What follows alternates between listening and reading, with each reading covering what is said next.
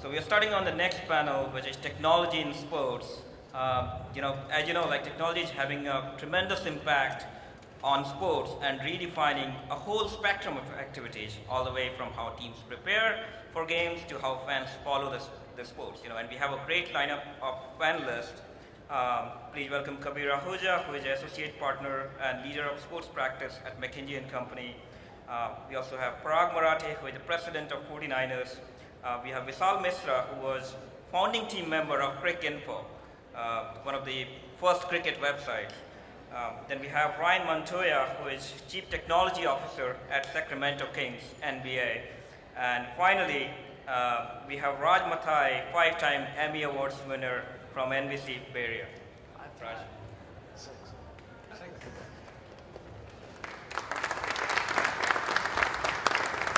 Good afternoon, ladies and gentlemen. Nice to be here. Thanks for the introduction. My name is Raj, and we will keep this brisk. We will keep this a good pace. I know there's some phenomenal panelists here, and it's amazing to share the stage with these gentlemen. I'll tell you just quickly about my background. In 1995, I became the first Indian sportscaster in the United States, and at that point, they had no idea what I was. They thought I was black, Mexican, Puerto Rican. They had no idea. And nowadays, you all look and turn on the television, whether it's sports, news, weather, business, and technology, you see a lot of Indians. So it's pretty incredible where we've come just in these 20 years since 1995. More so, not just in the media landscape where what I'm involved in, but I've been in sports and news, and I've watched this transition to see these guys here come in. It wasn't just the first Indian sportscaster, but there was no Indians in sports in the front office, in management, in ownership. It just didn't happen, at least in the United States. And now you look at president of the 49ers, you look at people, the owner of the Sacramento Kings, there's so many Indians involved, not just in the media, not just in the ownership now, but also in the analytics of the game. And that's why we're here today, to talk about this. It's phenomenal what's going on. So let me now introduce the panelists, and I'll let them give just a couple of minutes background of exactly what they do and what stands out about where this is all going, the analytics of the game, and just the direction of these leagues and what they do specifically. So we'll start with Paraag Marathe of the 49ers. Paraag, just a couple of minutes, gentlemen, when we go down the road, of just what stands out to you and what you're working on. Paraag. Sure. So my name is Paraag Marathe. I'm the president of the 49ers. This is my 15th season with the team. And I've seen a lot of change in sports and bringing innovation and technology in sports. I think the sports industry is still a little bit behind that of a lot of other Silicon Valley industries, but especially over the last 5 years, both with integrating technology and analytics on the field, but also in the fan experience as folks are building stadiums or trying to come up with new ways to engage their fans. So you're really starting to see a shift over the past 5 years. It started to really start to take off. Thank you, Paraag. Vishal Misra is here. Vishal. So my background, I'm currently a faculty in the computer science department of Columbia University. I'm also an actual entrepreneur right now. I have a company in the storage area. But the reason I'm here is I was an accidental entrepreneur about 20 years back when a bunch of just cricket fans, cricket mad people started Cricinfo.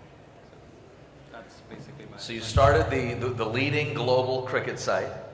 You're an entrepreneur right now with a startup, and you're a professor at Columbia. What do you do on your off time? Connect with good people. Let them do the work. Thank you, Vishal. Okay, you ready, Mr. Ahuja? Yep. So hi, Kabir Ahuja. I'm an associate partner and a leader in the sports practice at McKinsey. And my work is with everything from leagues to teams on strategic issues. So helping, I've actually, helped do the Moneyball equivalent with a couple of teams and set up their data infrastructure. I'm sure, Paraag, you're familiar with that from the inside as well. Done a bunch of venue experience stuff, which Ryan will talk about. But I also think there's three important things about technology in sports. One is the way that it affects non-live consumption. So I think there's huge changes in over-the-top communications and analytics being part of sports communication. I think it affects in-game experience, so a lot of venue technology. And I think the third big technology effect is actually the product on court or on field. So how you manage players, teams, strategies, and then how it flows down into even college and amateur sport. Thank you. Ryan Montoya is here. Ryan is the CTO of the Sacramento Kings. We mentioned the Kings, his boss, the owner of the Kings, Vivek Ranadive, who's the first Indian-American owner in the NBA. Ryan. Absolutely. So first of all, thank you, and I do want to apologize. I know many of you were expecting to see Vivek, so I'll do my best to share his vision for the Sacramento Kings. One of the things that I often find is that businesses always are trying to figure out what they're in business for, and they often know how they're in business, but they rarely know why they're in business. And under Vivek's leadership, we know why we're in business, and that is we want to provide unique and amazing fan experiences. And secondly, we want to be able to provide extreme value to our fans. Thank you. We'll start with among the topics we want to address here is just the analytics and how it's affecting a few things here, and they touched on it briefly here. How it's affecting the way the games are played, whether it's American football, cricket, basketball, whatever, the analytics of how it's done. In years past, or generations past, it was you had this old scout with a cigar in his mouth. He would go around to the various towns and look and scout players and just take notes, longhand or shorthand. Nowadays, it's all in analytics. And not just how the game is on the field or on the court, but that fan experience that we were talking about. Paraag, you're a really good person to ask about this. How did you, the 49ers, and of course the 49ers' brand new jewel, the stadium is right here at Levi Stadium. And by the way, Paraag, thanks for inviting the Barcelona and Man United here for IIT. No problem. How did analytics come into play? Because I know this was a huge part of Levi Stadium in getting it high-tech and incorporating it for the fan user experience. Yeah, I mean, for us with incorporating technology into the stadium, I mean, based on just the footprint of where we are, being in the heart of Silicon Valley, there's really nothing to point to on a map when you think of Silicon Valley. We wanted Levi Stadium to represent the DNA of everything that Silicon Valley is about. And so that meant that we had to really try to reinvent how people engage with the stadium and with the game.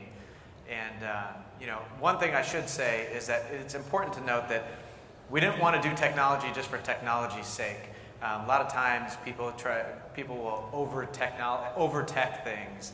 I'm a football purist at heart. I grew up a 49ers fan. There's going to be something forever romantic about watching a touchdown catch, the game-winning touchdown catch, or that last sack to win a game. That you're not going to replace the experience of being there for that moment. But a football game is played for a football fan is at a game for 4 hours of total time. And the football game itself is played for 22 minutes. So you got 3.5 hours of time to engage with the fan and to make their experience of being there that much better. What we focused on is how do we make it, everything around the game, around those 22 minutes, so convenient for them that they're in their seats or standing in their seats and cheering as loud as they can during those 22 minutes. And so that's what we really focused on. So we built a software-driven stadium where it's easy to enter the stadium, where it's easy to order food and beverage and merchandise to your seat, when you know whether there's a short bathroom wait time versus a long bathroom wait time, so you don't waste a quarter waiting in line for the bathroom. Things like that. So with the stadium, we really tried to focus on convenience. Paraag, you're 1 year old now with this stadium. Can you share with us the biggest success, or not the biggest, but one of the biggest success you've had technically in terms of technology with the stadium, and also one of the biggest disappointments so far that's maybe hasn't lived up to the expectation in terms of technology in the stadium? Sure. So I think most people probably know. If you don't, we ended up spinning off a technology company called VenueNext that came out of everything that we were doing with Levi Stadium. And now VenueNext is going to go launch a similar product in a lot of other venues around the country and the world. And I think the biggest thing, and it's all the experiences are delivered through your app that you have on your phone. And I think the biggest positive that we saw is that we had 40% of our season ticket holders use the app and upload their tickets and enter the stadium via that way. That's compared to 5% industry average in sports. So, we're really, sports are the traditional ritualistic engagement experience, and yet we changed the way people engage with the stadium in just 1 year, the first game really. And so we had, by example, we had 27,000, half the stadium in the first game use the app at some point, whether it's for tickets or for ordering food and beverage to their seat and those type of things. So that was a really neat thing. I would say the biggest disappointment so far, or just surprise, is that we also integrated replay. So after any given play in a football game, you can watch it high def from 5 different camera angles with minimal latency in like 2 seconds after the play. We thought a lot of people would want to watch those replays and see the controversial plays, and it turns out that people didn't really want to watch the replays all that much. And that goes back to sort of the original thing that I said, which was that the replays got in the way of the 22 minutes of time. And people wanted to stay loud. They didn't want to stop being loud and watch the replay and go back. And so we really learned from that. We really said, okay, let's focus on the other 3 hours and 40 minutes of time that they're there, because let's keep those 22 minutes pure. That's interesting you bring that up, because in television for NBC and all the major networks, we always are asking our viewers, what do you want to see, what don't you want to see, from the local level and national level. And to Parag's point, there's a classic TV story in Salt Lake City years ago when they were having the Jerry Springer show, that controversial talk show with the outrageous Jerry Springer. And they asked everyone in Salt Lake City, do you like this show? And all of them, Salt Lake City, very conservative, said no. It was a huge backlash. Take Jerry Springer on the air. And that was in the olden days when people would write down what they're watching. Then, about 20 years ago, technology changed, and the metered markets came to, the metered boxes were on your TV sets. And they looked at the metered usage of who was watching what in Salt Lake City. The #1 market in the country watching Jerry Springer was Salt Lake City. So people say something and they act differently. So that's interesting what you're saying, Paraag. Ryan Montoya, you guys are building an arena in Sacramento, state of the art for the NBA. Do you look at the 49ers and kind of see what worked, what didn't work, or other stadiums that have been brand new here? And what's your strategy moving forward for the next 12 months? Absolutely, and I'll tip my hat to Paraag and the 49ers. The thing about the 49ers is that everything works, and that's really a first for any stadium or large venue. It just works. And so they really have been a beacon for us. But one of the things that you have to know about Vivek, if you don't know him, is that he's always asking the Kings, the organization, both on the business side and on the basketball side, how do we disrupt ourselves? So from the very beginning of this process, we essentially had a clean sheet in terms of how we build and design the arena. And we have really 4 objectives with what we're trying to do. First, it has to be the smartest arena in the world. It has to be, the building itself has to speak to, listen to, and interact with our fans. Second thing is that it has to be frictionless, seamless, and intuitive. The third piece is that we have to use technology to enhance the fan experience. And fourth, we have to use technology to gain better insights about our fans. That way we can customize and personalize that experience. So what we're doing with the arena really fits in within a larger context of what Vivek calls NBA 3.0. So the first part of NBA 3.0 is to act as an agent of change in our community. The second part is to act as an agent of change to the global community, and you'll see that we've already done a lot of this stuff. Vivek has actually been to India at least on 3 different occasions, most recently as part of the NBA, but most recently with President Obama back in January to really expand upon this vision of NBA 3.0. And the third piece is to use technology to enhance the experience for the fans. So again, I think the 49ers have done an amazing job. We have used them as a beacon, but we really are starting from a clean sheet to create what I believe and what our ownership group believes is the blueprint for any arena or stadium to follow.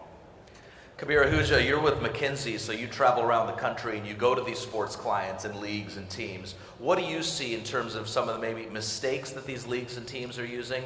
And what's next? We're talking about great in-game experience here, but what's something that we haven't spoken with that for some entrepreneurs in the crowd? What's next in terms of your mind that you see? Yeah, so I think there's a couple of really interesting things, and maybe not necessarily, I think the arena next has been pretty well covered. but a couple other areas where I think there's just a lot of upside. One is in, the actual consumption mechanism for games. So there's a lot of going on in figuring out how to bundle and how to use technology to serve games and sports content to various constituencies. A great example of this is the NFL is holding a game in London, and for the first time, the primary broadcast mechanism is Yahoo Sports. So it's a purely, unless you're in the local market, I think it's Buffalo and Jacksonville, the only way to see the game, I think it's preseason, but still, the only way to see the game is through Yahoo Sports, and it's a pretty big contract for one game. But I think we're going to see tremendous innovation, and not just at the very high end of NFL broadcast, but how sports is packaged and broadcast. And I think even in niche areas like e-gaming, there's going to be tons of opportunity for entrepreneurs to be part of that OTT and packaging ecosystem, from compression to bundling. Then I think there's another, completely on the opposite side, on the product. I think teams have gotten their heads around, we need to track data and have a database and figure out how it affects coaching and sport. But there's a tremendous opportunity to make that a structured, easy to use product. Right now, a lot of it is custom, a lot of it is still being learned, and there's tons of unstructured data in terms of XY locations that is not handled well in today's systems. So I think both from a technology and a ecosystem of how to use that technology at the team and even at the amateur and college level, there will be new providers coming up that figure it out. Interesting. Vishal Misra is here, and Vishal, you must look at all this and say, oh my gosh, I did this 20 years ago. Vishal's background is phenomenal, starting Crick Info here in terms of cricket. You've seen big data way back when, before we were even using that word, but you've seen it now develop and change the game. How has it changed the business and leadership and the actual product on the field? So, data has changed the game in three ways. When we were growing up in India, the first time anyone heard the term statistics, it was related to cricket. Cricket stats was all we heard about. But slowly you realized that if you could add numbers and divide them, that's what cricket stats used to be. But things have changed dramatically, and three ways they have changed. One, data analytics have affected the laws of the game. So the game itself has changed because of analytics. I'll come to that. Secondly, the experience that the consumer has, in broadcasting, it's being heavily influenced by deep data analytics. And thirdly, coaching. So in India now we have an NFL style league called IPL, and I spoke to a couple of data analytics guys who work with the team, and the kind of stats they're using. It's heavily influencing the way the team strategize, the tactics they use, on an over basis. So first I'll talk about how the laws of the game have changed. So this is a joke that we say, cricket invented cloud computing, because there's this thing called Duckworth-Lewis. I don't know if some people in the audience would know. When rain affects a cricket game and the length is shortened, for limited overs games, you have to decide, what is the revised target, what each team should be chasing. So Duckworth and Lewis were statisticians out of England, and they came up with this formula where they devised formulas for resources used in terms of wickets and overs. I don't know if it makes sense to anybody else on the panel, but they ran through historical data, looked at every game that was played, and came up with models that would give you a formula to revise the target if the game has been affected by rain. So that got incorporated as part of the laws of the game. So that actually changed the game. Now secondly, in terms of consumption, nowadays when we watch a game, the broadcasters will tell us, if Virat Kohli scores 60, 87% of the time India will win. Or if Ashwin takes 3 wickets in his 10 overs, 92% of the time India wins. Or if Yadav goes for more than 8 in over, 90% of the time India loses. So you're getting all sorts of these deep analytics from analyzing historical data. So it's gone beyond simply computing the batting average or the bowling average of a player. Then in coaching, they are keeping deep stats, ball by ball. How a batsman plays a ball, which bowler is most effective in the first 6 overs, which bowler is most effective in the 6 to 12, 12 to 20. They even have stats on what the tendencies of the batsman is. this batsman will try and hit a six of the fourth ball of the over, not the third. And they say they have very stable data on that. So now the coaches can decide, okay, fourth ball of the over to this batsman, bowl a Yorker. You can adjust stats. So this has dramatically changed the game. 20 years ago, the guy and the cigar, that equivalent, coaching used to be nothing to do with data. Now it's data. It's a lot of data. It is pretty amazing. And Paraag, let's send it back to you. Who's applying for jobs now in your front office and in your coaching and your scouting and your analytics? What type of people, what age group, what ethnicity, what part of the world? Who's applying usually now? Good candidates, I should say. Yeah, it's a lot more broad than it used to be. I can say that. Before it was, when I started 15 years ago, it was if you played or coached professionally, or if you had a father who played or coached professionally or in college, then that was that was the best predictor of whether you're going to get a job at a team. And times have changed quite a bit. And Raj talked about it when he first got introduced, when he first introduced himself, that there just weren't many Indian Americans in sports. There still aren't. I might be still the only Indian American in a football front office. But now people realize that they're just looking for any advantage that they can get on the field. We spend in the NFL, we spend $160 million a year on players each year, recycle every year another $160 million. So you're looking for the best way to get bang for your buck. So you're trying to take advantage wherever you can. So now a lot of the people who are applying for jobs at Google or Intel are now also applying for a job in sports. And frankly, that gives us an advantage because there's still a lot of professional sports teams that are stuck in the 90s that are still looking for sons or daughters of people of players, of former players or former coaches. And so for us, we're just looking for the best people, the people who can take something and help us apply it. And I think the biggest thing, the single biggest thing for anyone out there looking for a job is it's not just about your ability to analyze something, it's about your ability to communicate it. And I say it all the time that I would always take a 5 out of 10 piece of analysis that's communicated at an A+ level than a 10 out of 10 piece of analysis that's not, because then it's just a white paper that sits on a desk. And now that's starting to change. You see a lot of people trying to solve problems. Why is it that what determines a running back's success? Was Frank Gore successful in his career because the offensive line really blocked for him well, or because he had the vision? And if someone can solve that and give that to a team, hey, they're spending $160 million each year. They're gonna want that advantage. It's interesting. I was going to a 49ers game several years ago with Vinod Khosla, who was here speaking, and I picked him up. We're driving to the game, and this was before it was Levi Stadium. It was at Candlestick Park, and I'm thinking, okay, we'll have a nice ride to the ballpark, talk some football, talk some other stuff. All he talked about was the analytics of the 49ers.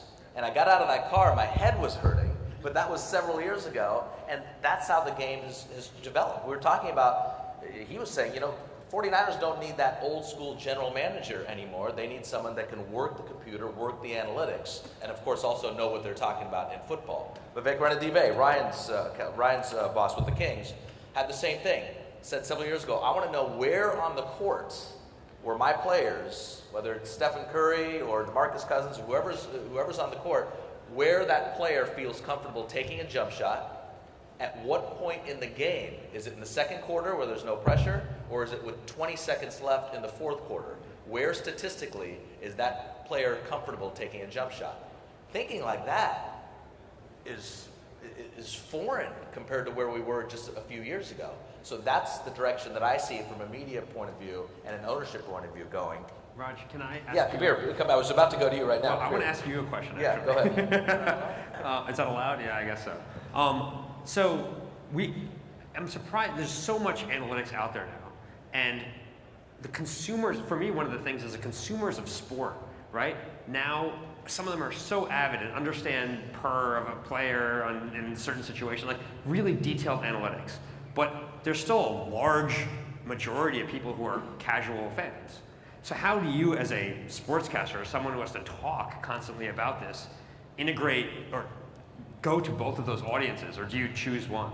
It's interesting. It's a good question, just how the media has changed. And Al Michaels, a famous sportscaster, just wrote a book and said, before I would prep some stats because the audience just knew a few stats. Now the audience knows so much. You know all these data analytical points. So how we as media members, you kind of have to figure out what platform you're talking to. If you're online in a chat room to a specific demographic, then you're going to go hardcore, deep dive, right? That's a big Silicon Valley term. And you're going to talk statistics. If you're on a general broadcast, so if I'm generally talking to NBC audience, I'll keep it kind of in between. So it's difficult. And the media is going through this right now. What path do we choose, because so many people are so engaged at various levels? And Kabir, I want to send this back to you. You go around, you have the opportunity to visit all these teams. And Paraag, it's interesting what he said. I didn't know this. I didn't know that a lot of the franchises in various sports are still stuck in the 90s.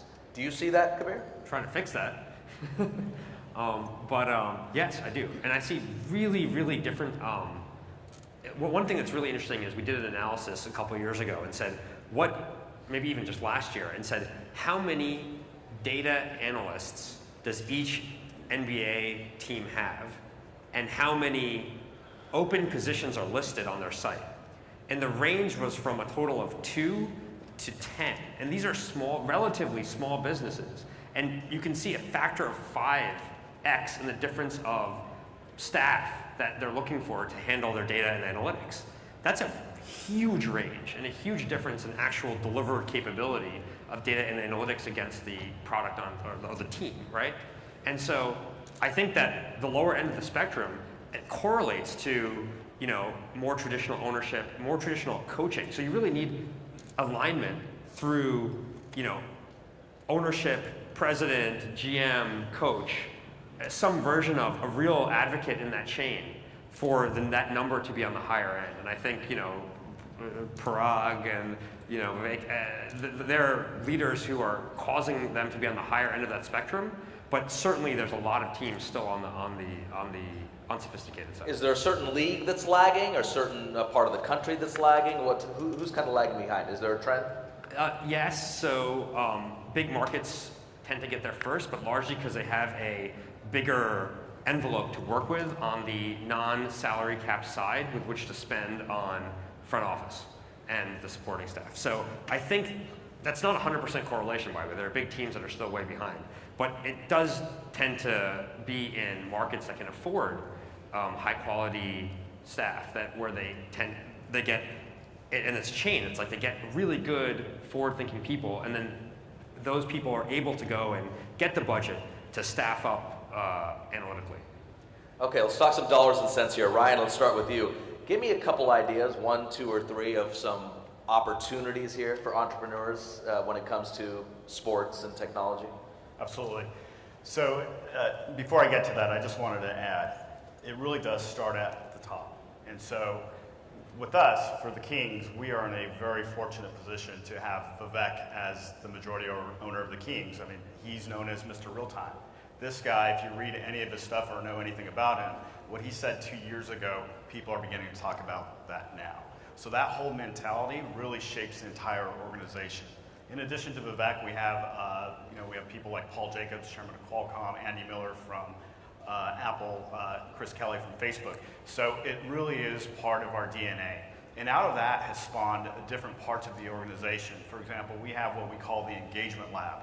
In that engagement lab, and this is just on the business side, we have 5 to 10 people who are focused really just on those data insights. We've got, to talk about the type of people we are hiring, first of all, we're hiring passionate people with a vision, but more importantly, we're also hiring people who are Stanford, we've got a Stanford data scientist, we got a guy from UC Davis, we've got data analysts. I mean, we are really defining how to really build a data-driven organization, and that's just on the business side. On the basketball side, we are leaps and bounds ahead. I don't like to talk too much about it because Vivek calls us our secret sauce, but think of what he created for Wall Street in terms of the bus and having these real-time transactions, and then add to that how we're on the verge of cracking the code.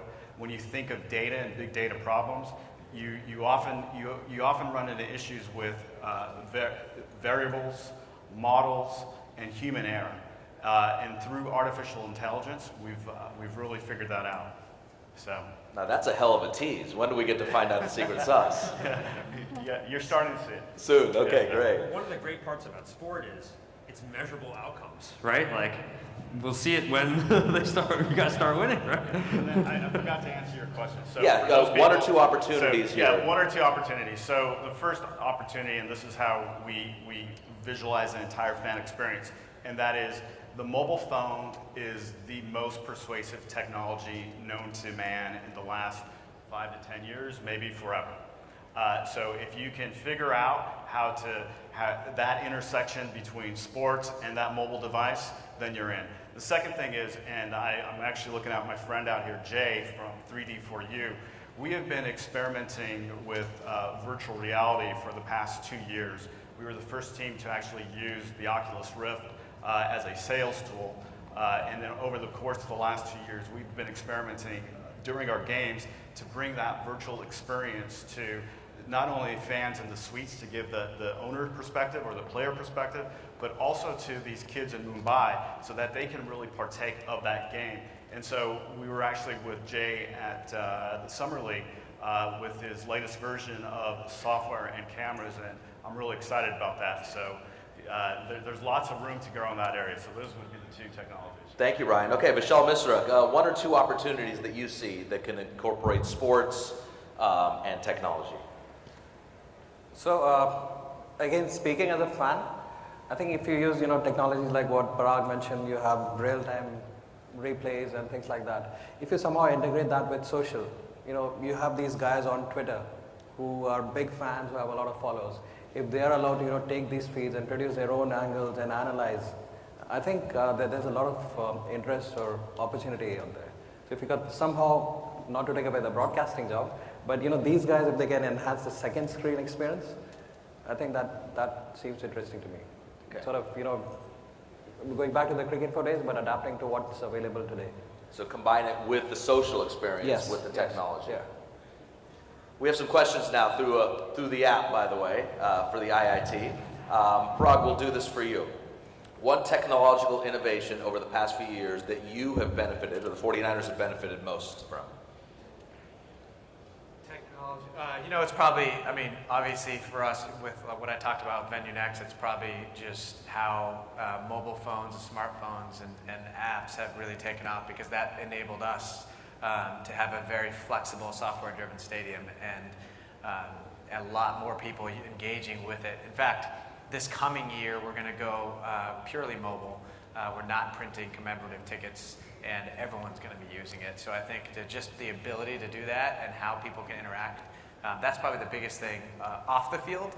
On the field, there's just been a tremendous amount of new analysis on injury prevention. And a basketball team has 5 starters. A football team it lives or dies by their quarterback. If you could figure out ways what are you putting too much torque on a player's body? Is there is too much exercise or too much practice causing more soft tissue injuries? There's a lot more good analysis out there in helping prevent injuries, and I think that we're just in the nascent stages of it. But I think 2 or 3 years from now, that's going to be the key thing of on-field analytics. And is that your entrepreneurial pitch then? Whoever can develop some sort of analysis for health and injuries, perhaps? Yeah, if someone can solve something, shoot me an email. Don't come with a problem, come with a solution. That's Paraag at 49ers.com. From the audience, a question through our app. And Vishal, this would be good for you. What can Indian sports learn from US and vice versa regarding tech usage? So I think analytics is getting there. That's definitely something that we could use. The fitness level, the coaching, all of now most professional cricket teams have a baseball coach that teaches them fielding, right? So I think the fitness level, the athleticism, the coaching techniques, all that is being absorbed in the sort of Indian or just in general cricket world. And what could American sports learn from India? Be We'll more get back to interesting. you on that one. Be more interesting? No, sorry, I should be safe. No, but the whole concept of a 5-day test match, that just how do you translate that to American sports? Yeah. Right? So Sure. very different. We talk about the future generation, whether it's here locally or across the United States or IIT in India. Is there a culture where now it's something where we're telling our kids, our nephews, our loved ones who are under the age of 25, to say, hey, there is a career, an opportunity for you in sports and technology. We all know it. We're living examples of it. But is it really spreading to the university level or even the level of 9 or 10-year-olds? Kabir, we were talking about this before the panel started. Do you know of any sort of support group? Because I get asked all the time, hey, how can my son or daughter come in and intern at NBC or so forth? Is there a form, and I'm sure you do as well, whether in sports leagues and Paraag, I'm sure you do it. And Ryan, you probably hear it. But Kabir, is there something there that we could start or that's already in use? Well, I think it's a good idea. It's an idea, right? I think one of the things I've observed and is one of the ways that Indians are having success specifically, but even more broadly, people in sports are having accelerated careers is by coming in with a skill that's not necessarily anchored purely in sport.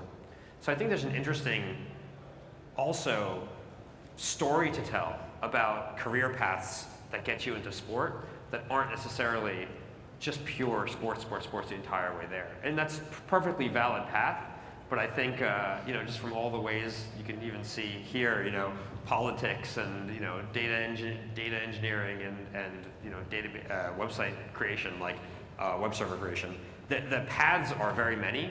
And so I think both from telling the story and legitimizing the sports as a destination, but also just as case examples and to create faith that we need really high quality people in sports and Indians should be part of that group. I think there's definitely an opportunity to go address it. Maybe a major now, a sub-major at IIT to go into sports. Perhaps they already have it. We're talking about, obviously, social media we brought up here. I'm sure everyone here is familiar with Snapchat and Periscope, and just recently now, Periscope has just taken off in a huge way. And it's interesting because I'll watch it, and I know for the big boxing match a couple of months ago, which is $100 per pay-per-view, but yet people were Periscoping the Pacquiao match, the boxing match, for free. So you could put it up on Periscope for the world to see. I could have it on my phone or put it up on my Apple TV to my television and watch that boxing match for free. I can watch a 49ers game without paying for anything through Periscope, or a cricket match or NBA game. Ryan, what's the issue here? Obviously, that's a huge upside, Periscope and Snapchat and so forth, but we're going down a perilous road here in terms of sports leagues and the billions of dollars that television networks pay for these rights, exclusive rights. Absolutely. That's beyond my pay grade in terms of getting involved with any of that talk regarding NBA and sports rights. But I would say that, like anything, both Meerkat and Periscope are additional platforms to provide that enhanced content to your fans. And I do remember the fight. I was in Las Vegas for that fight. I actually left the fight earlier, and I saw all these people standing around a person out on the strip. There's like 50 to 100 people. And I walked over to it, and what were they doing? They were watching the fight on, it was either Meerkat or Periscope.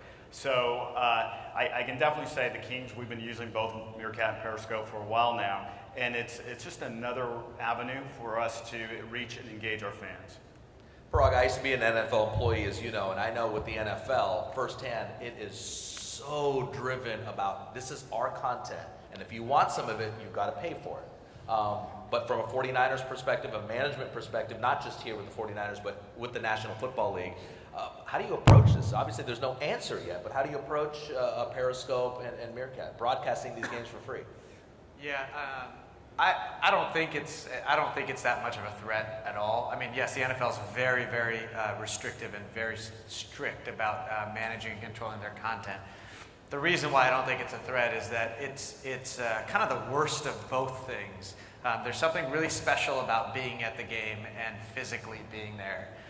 And then there's something awesome about watching it on TV with the production value and the analysis and the commentators and Raj coming on at halftime telling you about the game. And like, there's always, that's neat too. And like periscoping or using Meerkat is the worst of both. You're not actually there. You don't get the true great production value that's the networks actually do bring a lot of value that's above and beyond just filming the game. They tell you about all the contextual stuff that's going on at the game. So I actually don't think it's that big of a deal. There's a lot of value in being there, and there's a lot of value of watching it on NBC. Okay. Very good answer. Ryan, question specifically for you via our app, and we're going to wrap this up here in just a few more minutes, but we'll go through some quick questions. Ryan, from our app, how do you vet, great question, how do you vet new tech startups that want to work with you, with the Kings or the NBA? How do you vet them? We are in a very, again, fortunate position because we have this amazing ownership group. So if you look at what we've done in the past 2 years, we were the first team to accept Bitcoin, first team to use drones, first team to use immersive reality, first team to crowdsource the draft. So pretty much anything out there, we've tried and we will continue to try. And you know what, we have this notion of just doing crazy things. And so lunch is being served in Hall C. Yeah, just in case you're hungry. Luminaries I think start that shortly in Mission City Hall. I think they want me to wrap this up. So General lunch is at Hall C. yeah. So we embrace Lunch all will start technology. being served at 1 p.m. Someone's very hungry. So all I'll say is bring it on. We embrace it, and we will look at any technology that's brought to us. Thank you. Lunch with luminaries is starting being served at Mission City Hall. If you have made a reservation with lunch for the luminary, please head to Mission City Hall. Okay, I think we're almost done. 2 more minutes here. Kabir, one Lunch more. is starting to be served in Hall C. It better be a good chicken curry, I'll tell you what. Kabir, we're going to be at this, I know your father's an IIT alum. Say we're here in 5 years for this same conference. How different is this going to be in terms of the sports landscape involving tech and perhaps more specifically involving India? Do you think there's going to be a lot more? I do. I do, and I think the reason is because I think there's a generation that, you know, and as a sort of second generation IIT, I grew up, you know, embedded with technology in my veins. But then the cultural influence of growing up in America and being firmly embedded in sport, I feel like I've found a way to bring those two things together. And I think there'll be more and more people who, you know, those two things are both really strong influences in their life and have found a way to make that work in a real career sense and a real entrepreneurial sense. And so I expect in technology and sports, maybe in 5-10 years, it'll be too big to have just one panel on, you know? That's my hope, right? Is that we're growing so fast and this is such an exciting space that it will be a really different landscape in 5 to 10 years. Okay, 2 more questions. Last one for Vishal from our IIT app. Analytics is good, of course, but how can you prevent the data being abused? In this case, perhaps by even gamblers. Cricket and football is a huge case of that. Abused by gamblers. Yeah, perhaps. Actually, you know, the opportunities I see is to somehow legalize gambling. And by that I mean, you know, if you have paid fantasy, you know, which is becoming very popular here, I think that's a way for people to channel. They want to bet on the games. Okay, let's use some data. Let's, you know, create our own fantasy team and get your kicks out of that. Because gambling, illegal betting is a huge problem in cricket. And if you can find a way to channel that into something legal, I think data is good there. So it can actually solve that problem. So I think, you know, paid fantasy is a way to solve the gambling issue. And last question for Paraag Marathe of the 49ers. What's the 49ers record going to be this season? A lot better than people think. Good luck to you this season. Gentlemen, thank you so much for your time and for your insight. And thanks for all your great questions out here as well.